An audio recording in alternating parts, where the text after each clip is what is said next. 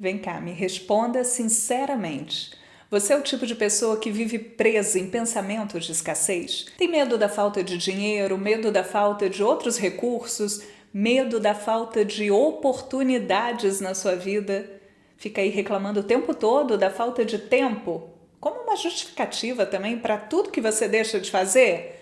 Parem! Serviu aí a carapuça? Então preste muita atenção nesse vídeo porque eu espero que ele ajude você a destravar todos esses bloqueios e afastar a escassez do seu caminho. Não custa nada já deixar o like aqui, se inscrever no canal para acompanhar o conteúdo que eu preparo com muito cuidado e carinho para você. Eu sou a Aline Andrade, psicanalista, especialista em comunicação e comportamento há 25 anos e o meu objetivo nesse canal é ajudar você a construir uma melhor relação com você mesmo e com as pessoas à sua volta, porque a gente precisa de um ambiente saudável para viver bem e para ter saúde mental. Bem, então vamos ao nosso assunto de hoje, falar dessa tal de escassez. Será que falar de escassez é falar daquilo que nos falta?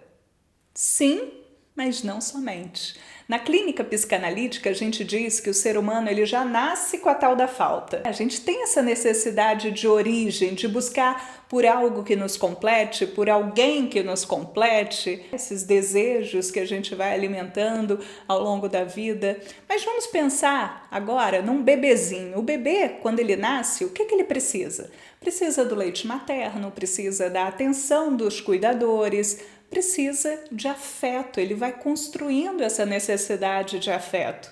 Por aí a gente já consegue, sem muito esforço, entender o tamanho da complexidade que é satisfazer as nossas demandas e desejos ao longo da vida, porque já dizia Lacan que o nosso desejo está sempre constituído também no desejo do outro. É diante das faltas nunca totalmente preenchidas que nós temos o impulso de novos desejos. Olha, eu vou repetir isso para que isso fique marcado aí, para que você consiga depois fazer as suas elaborações. É diante das faltas nunca totalmente preenchidas que nós temos o impulso de novos desejos. Freud, lá em 1920, já falava sobre o nosso desejo ser movido pela sensação de escassez, pela percepção de que algo essencial nos falta. Pode ser uma falta ligada ao desejo de amor, ao desejo de reconhecimento, ao desejo de pertencimento. E aqui eu vou abrir um parênteses, porque se a gente olhar para a história da civilização, nas mais diferentes culturas, a gente sempre teve presente essas necessidades, esses desejos de sermos reconhecidos, de termos amor correspondido, de pertencermos a grupos. Isso é socialmente, culturalmente importante para o ser humano. Daí a gente vai aprofundar também como que as nossas faltas nunca totalmente preenchidas vão sendo, ao longo da nossa vida, uma exigência para a construção do nosso fortalecimento emocional. Tá, mas dito isso, vamos avançar um pouquinho mais, porque a gente não está falando só dessas faltas e desses desejos ligados a pertencimento, reconhecimento, mas também falta de coisas materiais, dinheiro, comida, moradia. E a escassez, ela não significa apenas a ausência total de alguma coisa. Ela também é aquela sensação de que os recursos que estão disponíveis para a gente são insuficientes para atender às nossas necessidades. Sabe aquela sensação de nunca ter o suficiente? Eu acho que isso, na prática, acaba sendo, para muita gente, mais difícil até do que o fato de não ter. Mas essa sensação de que aquilo que você tem não é suficiente. E a gente tem que ter muito cuidado para não viver de forma recorrente essa sensação. Pesquisas recentes mostram para a gente que a percepção de escassez ela altera o funcionamento do nosso cérebro e afeta diretamente a forma como nós tomamos as nossas decisões. Na descrição desse vídeo eu vou deixar algumas referências para você que tem interesse em ler essas pesquisas, tá bem? A escassez, ela faz com que a gente coloque um foco excessivo nas nossas necessidades imediatas, dificultando assim o nosso planejamento do futuro. E aqui eu não estou falando sobre a importância da gente ter atenção ao momento presente, porque eu falo muito também sobre o mindfulness. Aqui, atenção à palavra excesso. O foco excessivo nas necessidades imediatas faz com que a gente desvie a atenção para o que é importante também logo ali na frente. A palavra excesso é extremamente importante aqui nesse contexto. Além disso, a escassez ela também nos leva a ter decisões mais impulsivas. Se eu estou com foco excessivo na minha necessidade imediata, eu vou ser mais impulsivo.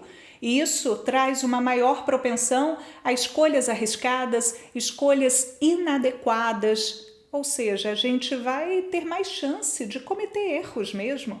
E isso reduz a nossa flexibilidade cognitiva. Ou seja, faz com que a gente tenha aí mais dificuldade em se adaptar a novas situações. Sem contar que quando a gente está preso nessa sensação de escassez, a gente aumenta a nossa sensação de estresse constante. Porque o cérebro ele interpreta a escassez como uma ameaça, ativando o nosso modo de sobrevivência. Ou seja, quando a gente está focado no que nos falta, a gente tende a entrar aí num túnel mental, nos concentrando nas nossas necessidades imediatas e negligenciando outras áreas importantes da vida da gente. Pesquisas utilizando neuroimagem mostram ainda que a mentalidade da escassez pode alterar a forma como o nosso cérebro processa as informações. Há evidências de que essa mentalidade de escassez, por exemplo, reduz a nossa capacidade de empatia em relação à dor alheia, afetando áreas do nosso cérebro que são responsáveis pelo processamento emocional, como o nosso sistema límbico. É fácil até a gente compreender que alguém num padrão preso à negatividade, preso à escassez, tenha menos capacidade de se colocar no lugar do outro, não é verdade? De exercer a empatia. Está ali preso no cenário catastrófico dele, na escassez dele, no mundo dele, esquecendo que existe uma vida em paralelo que não gira só em torno do próprio ego, do próprio umbigo e das próprias circunstâncias que ele está ali vivendo. Eu lembrei de um caso enquanto eu estava organizando aqui as informações para dividir esse assunto com vocês. Eu lembrei de um caso de uma paciente que eu atendi uns 3 anos atrás, uma senhora de quase 70 anos, que ela era muito presa em pensamentos de escassez. E olha que foi um trabalho árduo na terapia, não meu, mas dela, obviamente, para que ela conseguisse se libertar dessa sensação extrema de escassez. E teve uma história muito marcante que casa exatamente com essa situação que a gente está aqui conversando. Uma vez ela mudou de cidade, transferiu a conta dela de um banco para outro e nessa transferência o cartão demorou algum tempo para sair. Ela só sabia repetir nas sessões de terapia que as economias, que o dinheirinho que ela guardava em casa estava acabando e não sabia mais o que fazer, porque ela ligava para o banco não dava uma resposta e no meio desse dilema da vida dela, ela soltou a informação de que a filha tinha perdido um bebê. Como se alguém falasse assim para você: "Ah, eu fui à feira hoje." Sabe aquelas informações pouco relevantes? "Ah, fui à feira, fiz isso, fiz aquilo." Mas no meio de todo esse contexto, a informação era: minha filha perdeu um bebê. Em nenhum momento aquela senhora demonstrou empatia pela dor da filha, elaborou qualquer sentimento de compaixão pela perda do bebê, que seria um neto ou uma neta dela. A preocupação estava toda centrada no dinheiro, na preocupação da falta do dinheiro, da falta de resposta do banco, do cartão que não chegava, do medo de não conseguir pagar as contas. E esse é um exemplo que ilustra na prática como que a escassez pode nos afastar da empatia. Enquanto eu estou aqui falando, talvez isso tenha te remetido a tantas outras experiências e histórias aí na sua vida, né? No seu contexto familiar, no seu contexto de trabalho. Mas não é só a empatia que fica prejudicada com a nossa percepção de escassez. A escassez ela também pode prejudicar a nossa capacidade de adaptação a novas tarefas, a novos ambientes, reduzindo a nossa eficiência no trabalho, nos estudos e em tantas outras atividades que eu poderia aqui ficar horas listando para você, o que significa que a gente diminui a nossa flexibilidade cognitiva. E eu estou repetindo isso porque isso nos torna mais rígidos, menos eficazes diante dos desafios que a gente tem no dia a dia. Com tudo isso que a gente falou até aqui, acho que a gente já tem motivo suficiente para querer afastar ou pelo menos reduzir significativamente os pensamentos de escassez, né? A questão é como. Como que a gente pode dar esse grande passo na vida? Primeiro, tomando consciência dos nossos desejos e necessidades. Ah, Aline, o que você quer dizer com isso? Eu quero sugerir que você pense realmente no que te falta. O que você está buscando é realmente uma necessidade para a sua vida? Você precisa. Aceite o fato de que a vida não é sobre ter tudo, mas sobre lidar com o que não podemos ter ou não precisamos ter. Simplesmente isso. Quantas frustrações poderiam ter sido evitadas se você tivesse trabalhado essas questões de forma mais profunda ao longo da vida?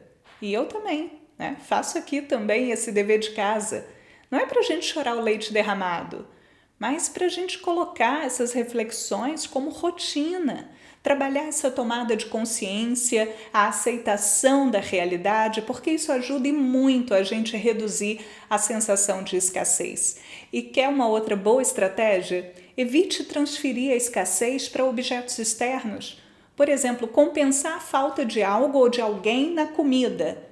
Já viu uma pessoa que desenvolve compulsão alimentar porque está frustrado, porque sente que está faltando alguma coisa, está com aquele buraquinho sempre aberto e não sabe lidar com essa falta? Aí essa pessoa vai transferindo para a comida aquela falta que ela não está conseguindo lidar e que ela precisa trabalhar, ela precisa aprender a lidar para não desenvolver um comportamento disfuncional, ruim para a saúde dela, física e emocional. Então pensa, tem gente que vai comprar em excesso. Ah, eu levei um pé na bunda, vou para o shopping e vou gastar aquilo que eu tenho que eu não tenho. Faz sentido? Será que realmente é necessário você gastar em excesso porque você teve uma frustração amorosa? Um outro exemplo, uma pessoa acabou de sair de um relacionamento e entra em outro porque não consegue lidar com os próprios vazios internos. E aí desenvolve uma dependência emocional que mesmo saindo de uma furada, entra em outra porque precisa, porque ao longo da vida desenvolveu essa necessidade de estar num relacionamento. Não desenvolveu o autoconhecimento, o lugar do autoamor, de conseguir estar bem, primeiro sozinho, para depois dar conta de ter um envolvimento afetivo com alguém. E esses comportamentos demandam que a gente pense muito. O que a gente está fazendo da vida da gente? Por que a gente está tendo essas escolhas, esses comportamentos disfuncionais e que podem ser corrigidos? Com análise, com cuidado, com responsabilidade, com acompanhamento terapêutico. Um processo de terapia vai te ajudar a compreender como que esses padrões de escassez influenciam a sua mente e a sua saúde emocional. E eu sugiro ainda que você comece hoje a treinar o seu cérebro para a abundância. Pratique todos os dias a gratidão ativa. Aline, o que você quer dizer com isso? Gratidão ativa. Vou te dar um exemplo muito claro. Escreva 3 coisas pelas quais você é grato. Mas todos os dias faça isso. Então, segunda, terça, quarta, quinta, sexta, sábado, domingo, segunda de novo, todo dia, não tem exceção. Escreva 3 coisas pelas quais você é grato.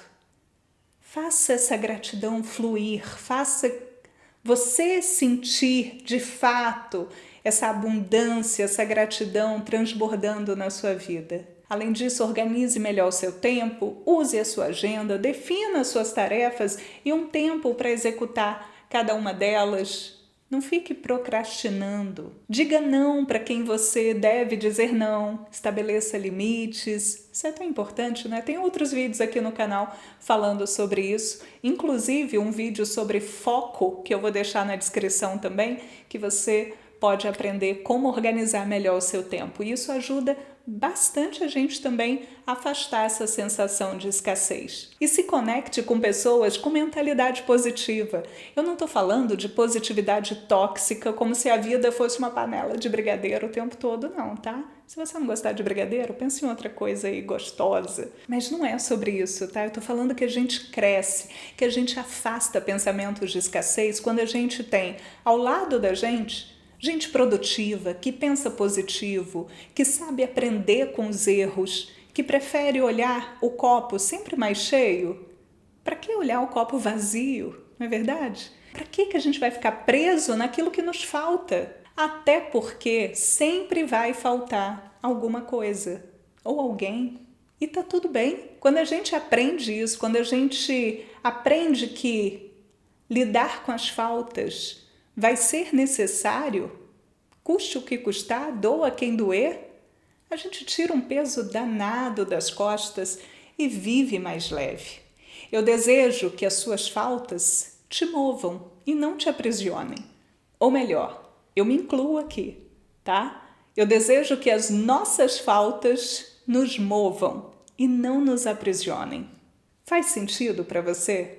Para mim isso faz tanto sentido que eu diariamente quero praticar a gratidão ativa, quero poder ter consciência da minha realidade, saber lidar com as minhas faltas e continuar meu processo de autoconhecimento, me construindo um pouquinho melhor a cada dia. E que isso sirva para você também. Se você gostou desse vídeo, não saia antes de curtir, comentar, compartilhar e, claro, se inscrever aqui no canal para a gente continuar tendo essa troca conectados. Um beijo e até o próximo vídeo.